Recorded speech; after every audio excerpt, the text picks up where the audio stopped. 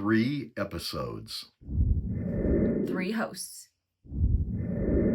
30-minute episode. No, I don't. 30 minutes. And you can call me 30 Okay. And you can call me 30-minute episode Frisbee. Yeah. Oh boy. What's wrong? It's going to be a long day. No, it's going to be a 30-minute episode. Total. 30 minutes. That's all. You're traveling through another dimension.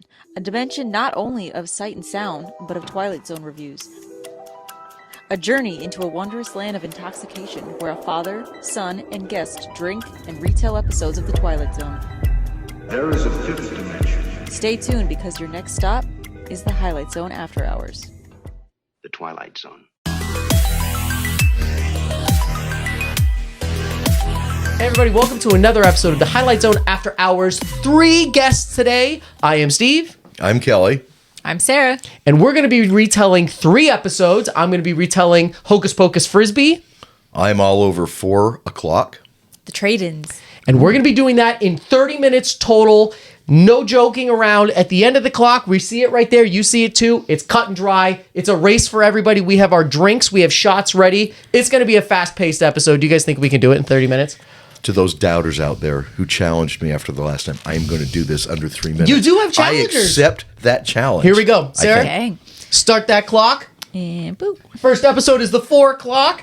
It was season 3, episode 29, first aired on April 6, 1962, directed by the one and only Lamont Johnson, and written by Price Day and Rod Serling. Dad, can you send it over to me? Phew. That's Oliver Krangle, a dealer in petulance and poison. He's rather arbitrarily chosen 4 o'clock as his personal Gutenberg?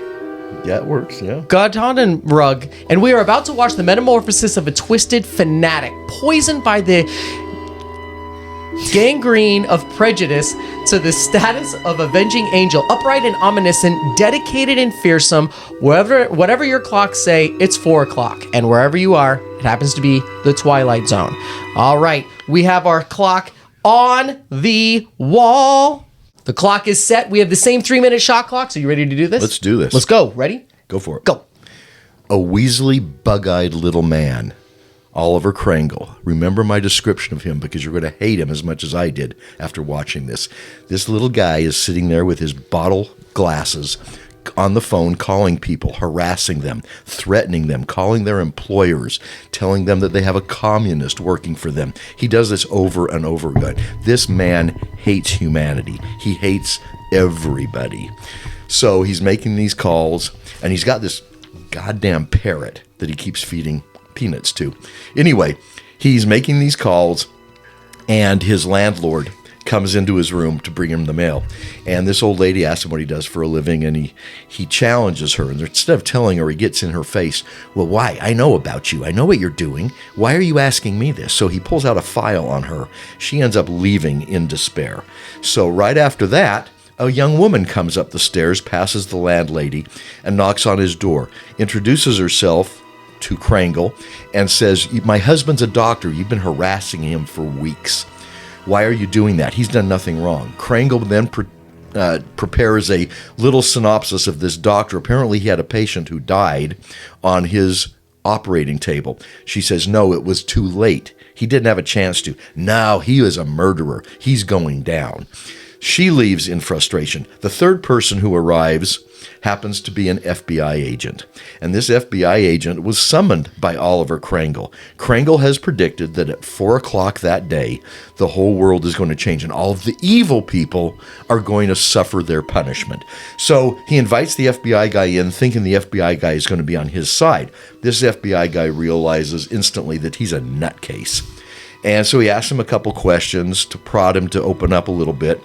And Krangle realizes that this guy isn't on his side, but he's another evil person. So he challenges this guy, resulting in this guy getting up and leaving the room as well. He says, we can't do anything about what your question is, but let me ask you this. Have you had psychiatric help in the past? Which throws Krangle off the deep end. So now he's all alone. He's watching the clock. It's almost 4 o'clock.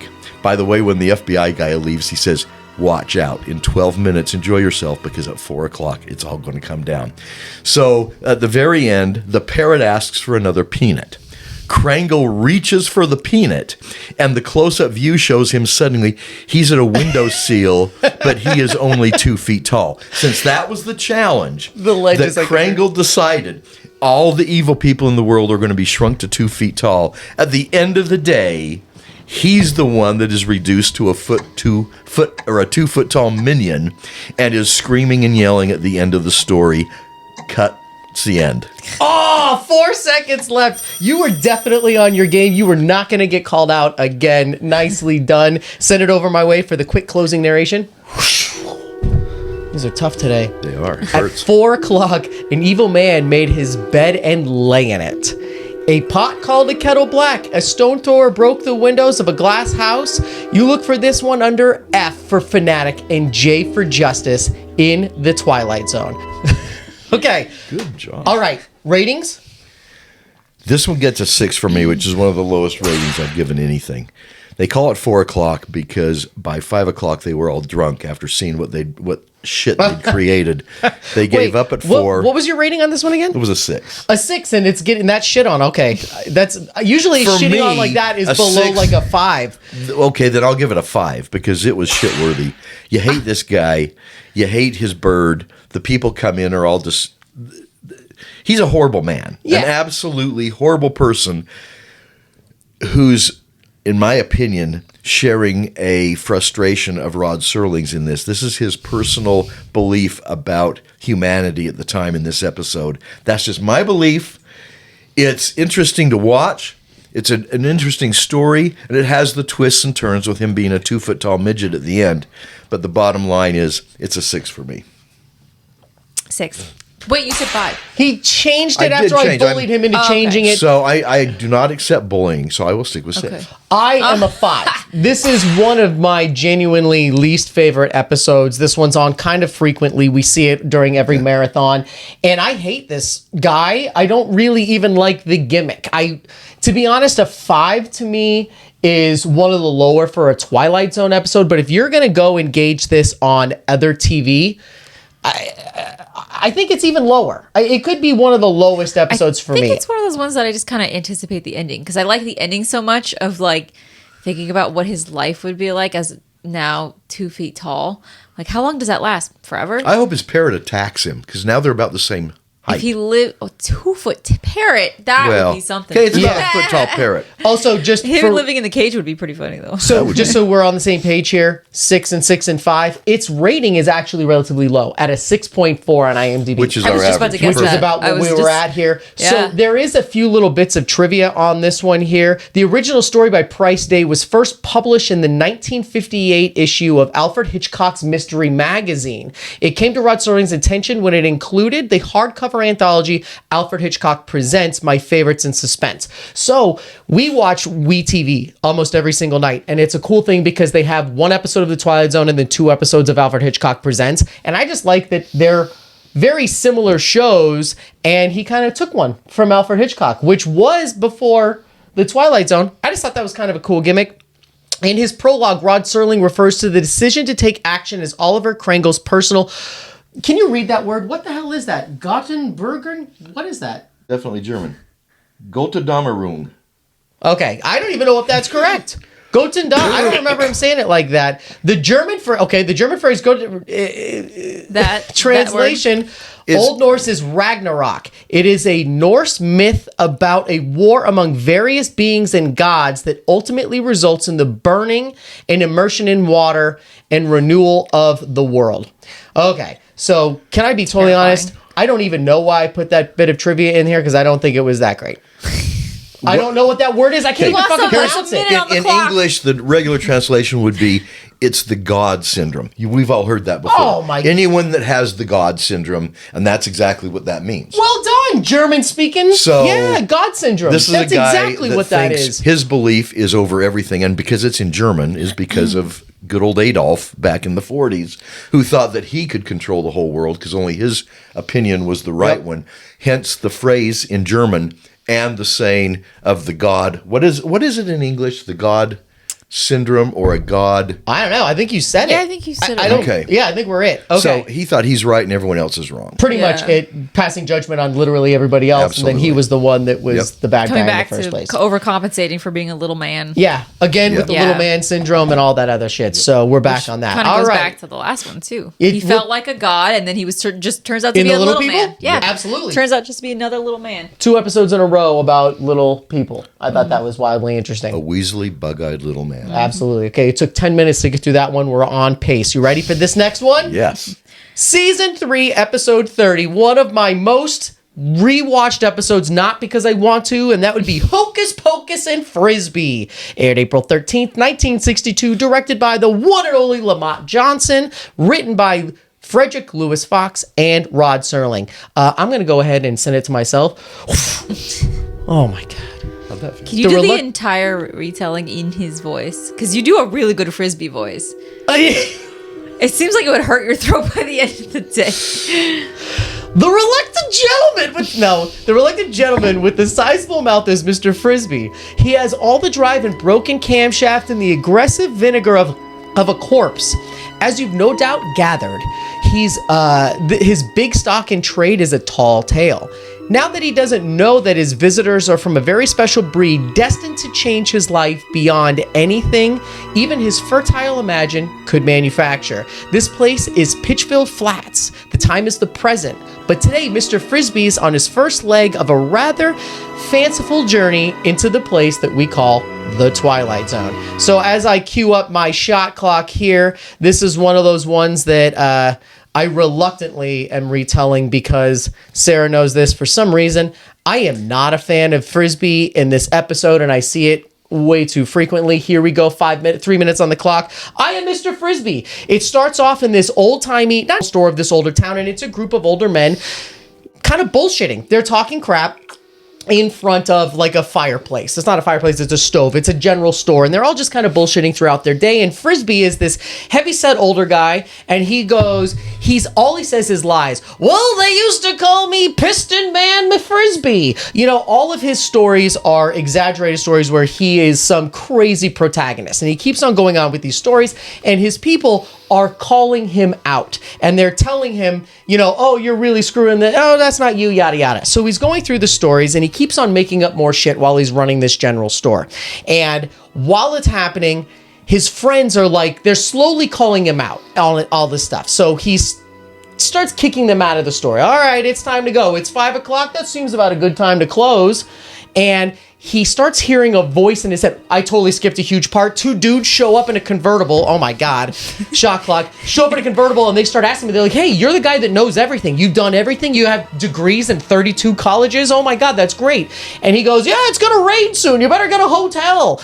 And so they're like very into what he's doing. And then they end the conversation by saying, we're going to be seeing you again soon. Cut to what I said 30 seconds ago. He's closing the store, and he starts hearing a voice, and the voice is going, come walk 200 yards down the street, Frisbee. It's an adventure. You've never said no to an adventure. So he starts putting his shit away back into the store, and he goes outside to my favorite moment of the episode. Can you wake your clock up again? He goes outside, and clearly like cables yank him out of the sky. He goes, whoa! And he goes flying into space so and cool. drops his things. And he ends up right outside of a spaceship, the portal we recognize from other episodes, the doors, the stairs.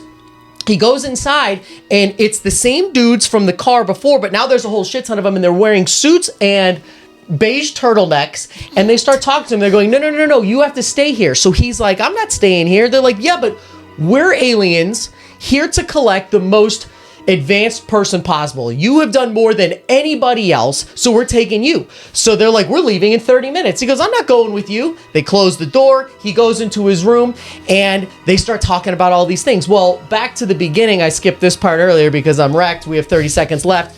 He has a harmonica. So Frisbee busts out this harmonica, and he goes, all right, fine. If I have to eat dinner here and if I'm not leaving, can I play some music to relax? And he goes, and the guy that's the main alien does the greatest effects. I'm going to try to do it right now. He goes, and he starts going like this. I forgot another part. He punches him in the face, and his human face shatters, and it's a goofy looking alien anyway. 9 seconds. I keep doing this. I'm you now. You blew it. So he goes on, and the aliens are all now hearing his death whistle. My time is fucked. We're taking Thank shots. God. I will not interrupt you until after I the know clock when you expires. called me out. Can you pour us some shots, Sarah? Yeah. Okay, so he punches the dude's face, his alien mask breaks, and he's playing his harmonica, and everyone's freaking out, and they go, Frisbee, he's got some sort of a death ray. He's got a death machine. Let him out. So he gets out of the ship, they take off, and he goes back to the general store, and his general store friends are going, hey, where have you been? We were here to celebrate your birthday, blah, blah, blah. And he goes, where'd you go? Space? And he goes, as a matter of fact, I kind of did. I went up there, let me tell you about this. And so the story kind of ends with that. Pretty much boy cries wolf, except in this situation, the wolf were aliens. Man, God bless it. All right, I feel like Andy saying God bless it. I'm going to send it to myself for the closing narration. Even harder a second time. Mr. Somerset Frisbee, who may have profited by reading an Aesop tale about a boy who cried wolf. Tonight's tall tale from the Timberlands of the Twilight Zone. All right. I apologize. We're taking shots. Everybody grab a lime. We've been drinking Long Islands, but this shit's about to get real. All right. And you know me with my annoying shots. I have to do it when no one's talking or else I choke. I think you already choked.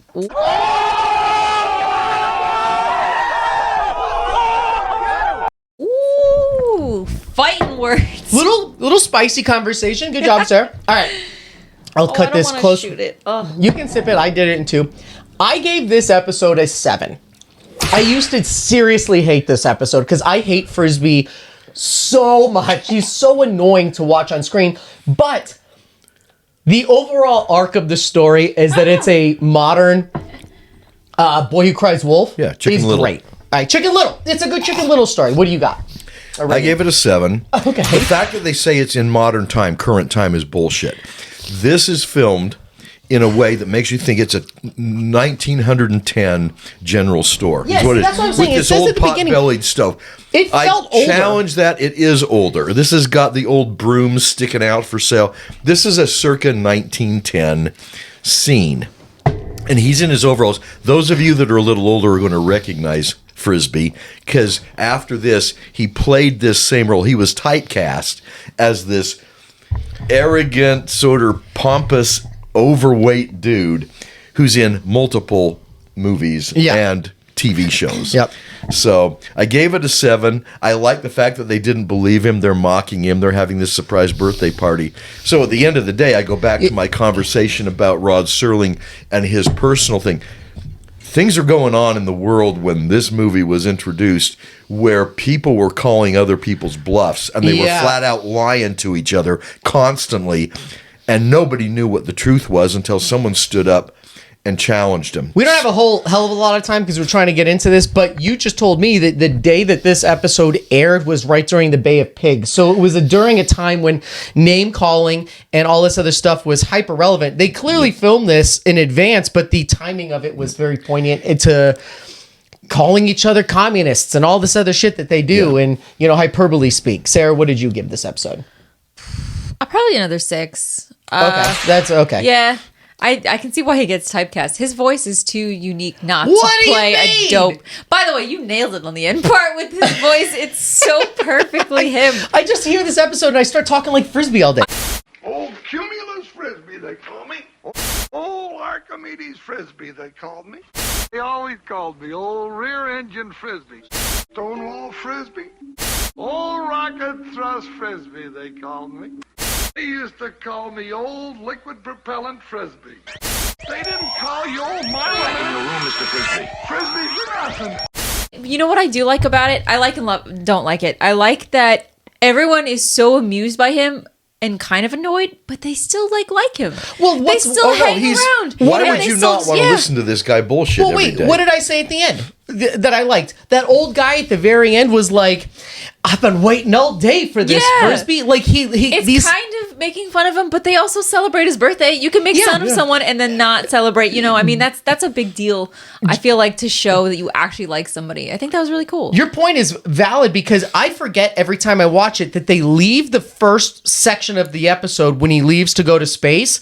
They kind of leave not disgruntled, but they're kind of calling him out on bullshit. Then he has a surprise party with twice as many people waiting for him unless they like him. So they know he's full of shit. They give him a trophy at the end that says world's greatest liar. So they kind of annoyed, but they also kind of get it. Quick in 10 seconds. One thing that I found interesting is the aliens were so surprised when they grabbed their ears like this.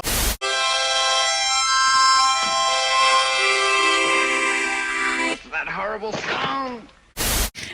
When that happened and they're all dying, they honestly believed everything he said. Oh, of course, and the concept of lying, he admitted to them, I'm the world's biggest liar. Everything I've said that you've heard is a lie. They had no idea what the word lie meant. Yeah. In their universe, everything that is spoken is the truth. Yeah. So there's an insight into this whole thing. Here's 2 bits of trivia. Another episode where the Twilight Zone benefited from MGM's large amount of stock props. The Doomed Device alien craft is the agitator from Forbidden Planet again. Yep. The cruiser C-57D steps are also used in the ship. At the 21-minute, 20-second mark, the console scene on the alien spacecraft is the same one used in The Man from U.N.C.L.E. in 1964. So it's one of those crazy-ass things that they just keep using the same shit. All right, we are on clock. We're at 10 minutes. Sarah, your episode. We just took shots. Send it my way and my chair might tip over. I did this weird. I didn't even do the intro. Let's do this first. The Trade-Ins. Season 3, Episode 31. We are losing it. We're knocking shit down. Aired April 20th, 1962. Directed by Elliot Silverstein. Written by Rod Serling. Can you try that one more time, Sarah? Send it my way. Ooh, yeah. Oh, it was a little less exciting the second time because you had a drink. In my hand. I know. Mr. and Mrs. Smith, John Holt, aging people who slowly, with trembling fingers, turn the last pages of a book of life and hope against logic and the preordained that some magic printing press will add this book to another limited edition. But these 2 senior citizens happen to live in a time in the future where nothing is impossible, even the trading of old bodies for new. Mr. and Mrs. John Holt, in their twilight years, who are about to find out that there happens to be a zone with the same name. Kind of cool, right? That is very cool. All right, so Sarah, here we go. I'm popping it up on the screen for you. This time, hopefully, I won't let it doesn't. I got to back up just in case. All right, you ready to go? No, that last little shot hit me a little. Yeah, hard. it did. That's the point of this show. No. And go. Okay. John and Marie Holt. They're 79 and 76, somewhere around there. And he is super ill, husband and wife. He's not doing well. He's in a lot of pain. So they're visiting this new place called New Life Corporation. Yep. And it's a whole new thing, and it's technically set in the future, but you don't really know when. But they have this new thing that you can do where you can trade in your old body for a new one that's upgraded to a beautiful 20-year-old running around, doing push-ups, that kind of thing. And, oh God, I feel like... Does he have any pain? This. What? No pain! Sorry, go ahead. You owe me 30 seconds.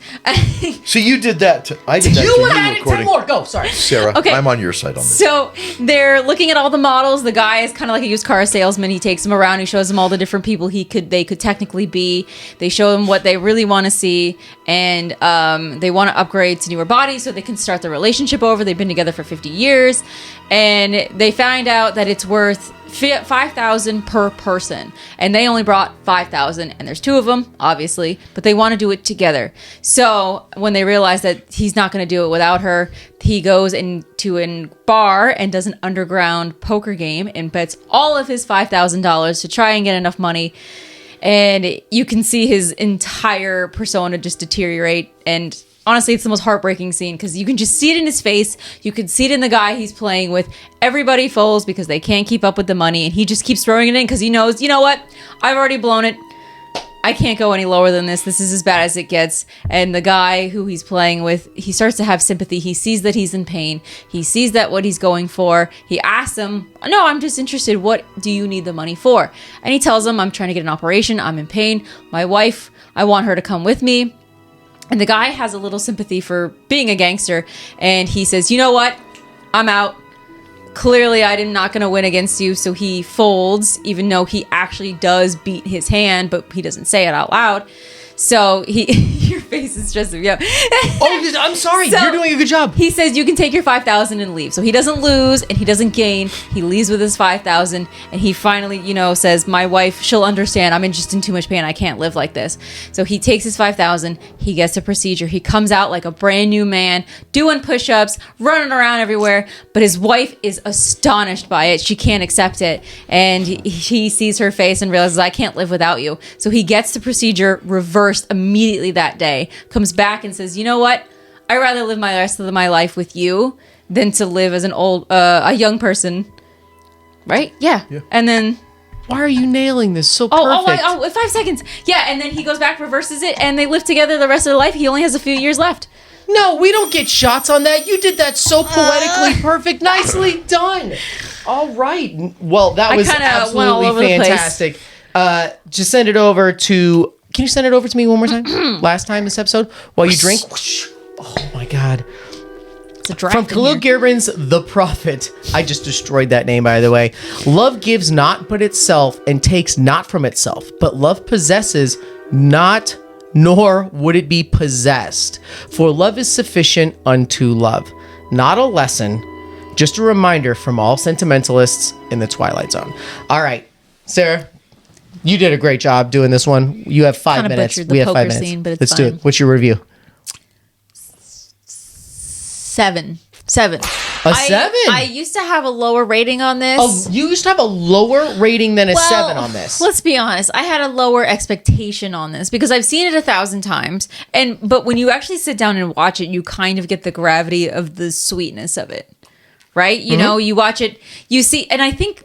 When you see them watch, he takes them through all the exhibits of seeing the young people, and here's cocktail hour, and they're making out with a drink. Here's them at the beach, and and it's all these sweet moments, and you realize that you could have that in another 100 years together, and then they chose not to. It's kind of sad, right? Dad, review. So I give it a little higher than before. What did I give it? 7. 7. Yeah. I give it an 8. I love this episode.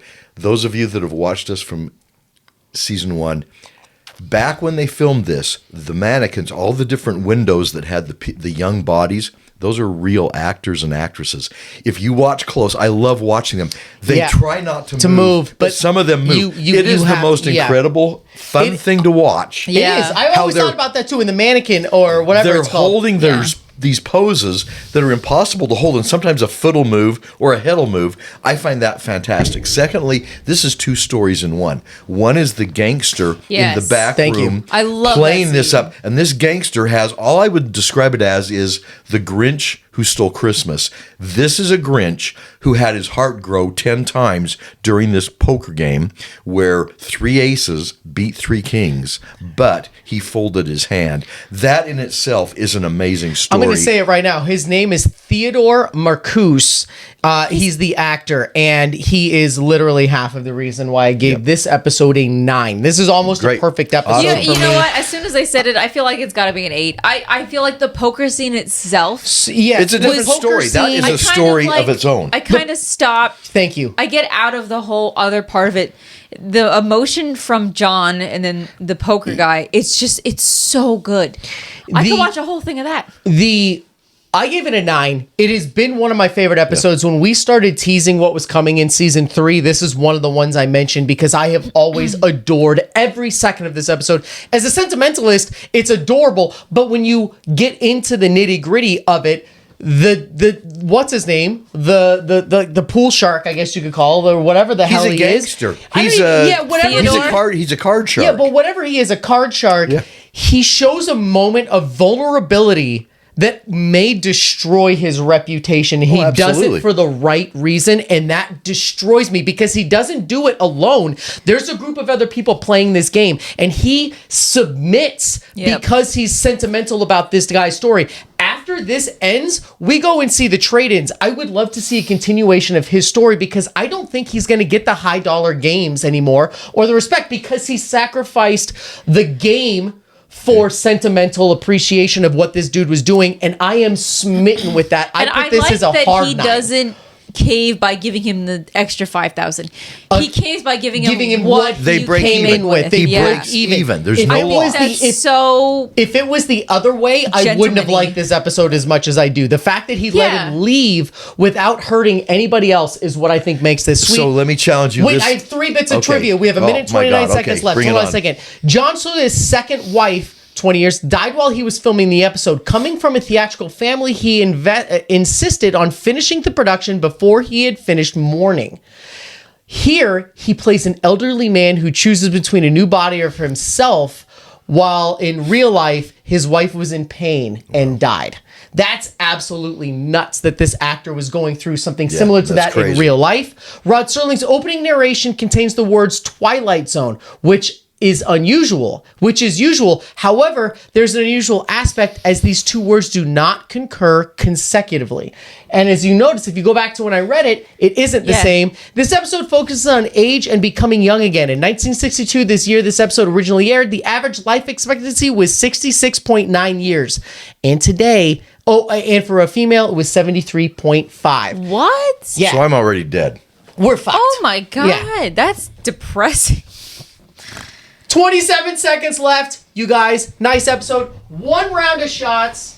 Yippee! All because of me. I swear to God, it's because you got called out one time. You're never going to let it happen again. That's how it works. Here on the Highlight Zone After Hours, you want 3 episodes, 3 hosts in 30 minutes? You got it. You got it, baby. I've been Steve. Sarah. I'm Kelly. And as you can hear the exit narration, we'll see you next time in another dimension. Makes you wonder, doesn't it? Where is this place and when? The answer is it doesn't make any difference. Can you say eggs? Steve is